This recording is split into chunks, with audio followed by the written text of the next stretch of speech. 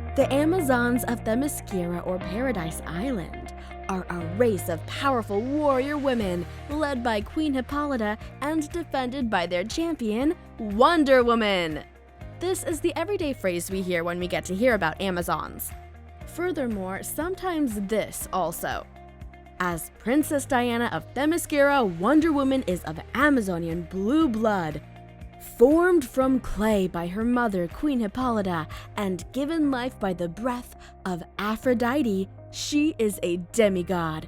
The gifts she receives from the gods of the Greek pantheon explain her superhero powers, which become evident when she transforms into Wonder Woman. But this story begins to dramatically change in the drastic, recent rewrite. Wonder Woman is still reeling from the discovery that she is, in fact, the daughter of Zeus from an extramarital affair with the Queen of the Amazons, when she's forced to plan an invasion of the underworld to rescue a woman also bearing Zeus's child.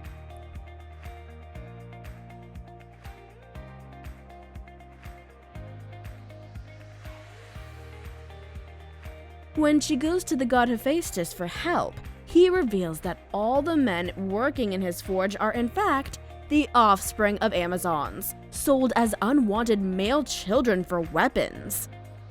That's right, people. There are numerous contradictions in Amazon's livelihood and society. Some of the topics I've covered in my previous videos, rather than considering Amazons only as an imagined DC comic body, if we look at their roots in Greek mythology, we can deduce facts, which can be proven with theories in what ways Amazons give birth. Since there are a couple of stories about the origins of Amazons, and each is linked to how they give birth to new ones down the line, let's look into one at a time. One of the stories is that the Amazons were a powerful race of women who lived in the aptly named Amazonia. They were eventually challenged by the strongest warrior of the gods of Olympus, Hercules. Queen Hippolyta managed to defeat Hercules using her Aphrodite's magic girdle. Unfortunately, the Amazons were tricked by the gods and forced into slavery. After dealing with excessive abuse from the gods, Queen Hippolyta led the Amazons to freedom, and they sailed until they arrived to Paradise Island, where they started their civilization anew, far away from the gods. Since they were not immortal, they had to consummate and reproduce to keep their race growing, other than freeing women from slavery, rape, or being abused.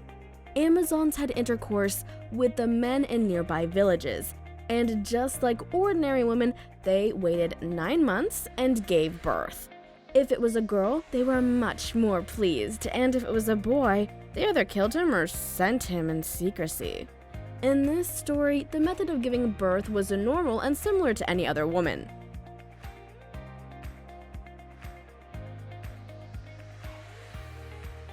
In the storyline Wonder Woman, the true Amazon, Amazons were the army of goddess Hera, so to begin with, they were immortal. Queen Hippolyta, who was the general of the army, yearned for a child, whom Amazons never had. Every night, she'd visit the water's edge and craft a baby out of sand and sing to it sweet lullabies.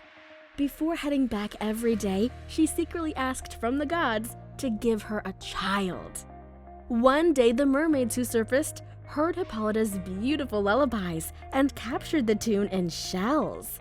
They took that as a gift to their lord, God of the Seas, Poseidon. God of the Seas was delighted by the gift, and after listening to the lullabies and Hippolyta's secret yearning, decided to help her.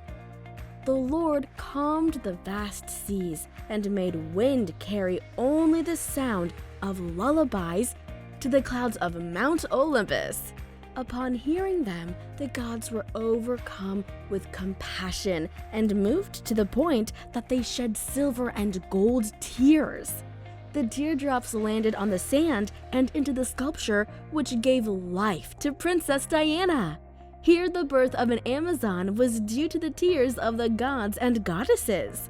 In the beginning of the video, I quote, "Formed from clay by her mother, Queen Hippolyta, and given life by the breath of Aphrodite, shows us Amazons were given the life by the breath of Aphrodite, a goddess. And if we look into the origin of the Aphrodite, who is eldest of all Olympians, was born after Kronos created some foam from which Aphrodite was born. The sea in which she was born in is said to be near Paphos, a city on the island of Cyprus in the Mediterranean Sea.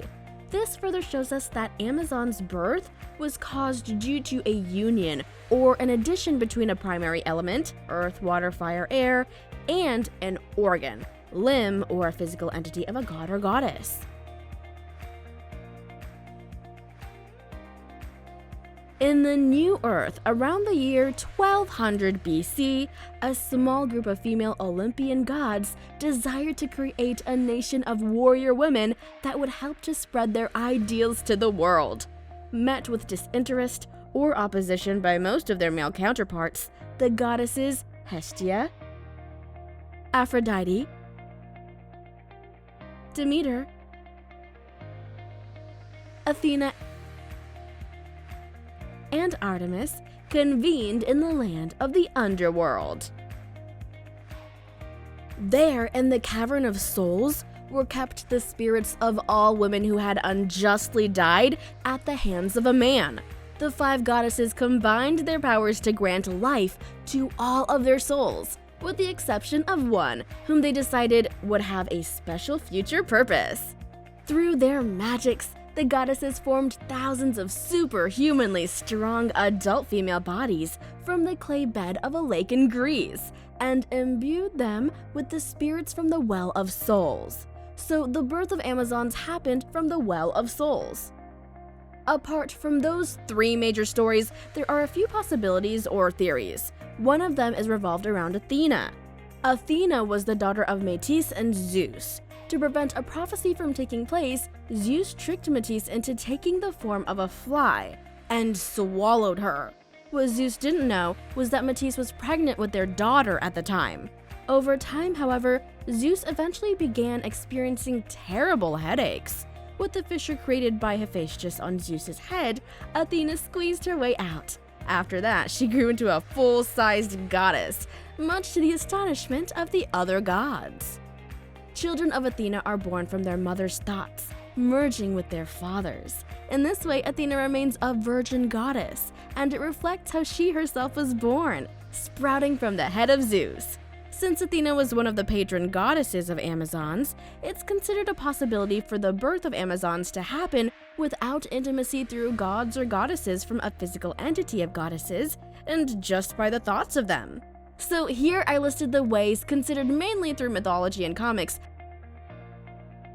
What are your thoughts? If you think I did a good job with the video, please comment big guy. And if you think I did a nasty job, please comment 7th wheel.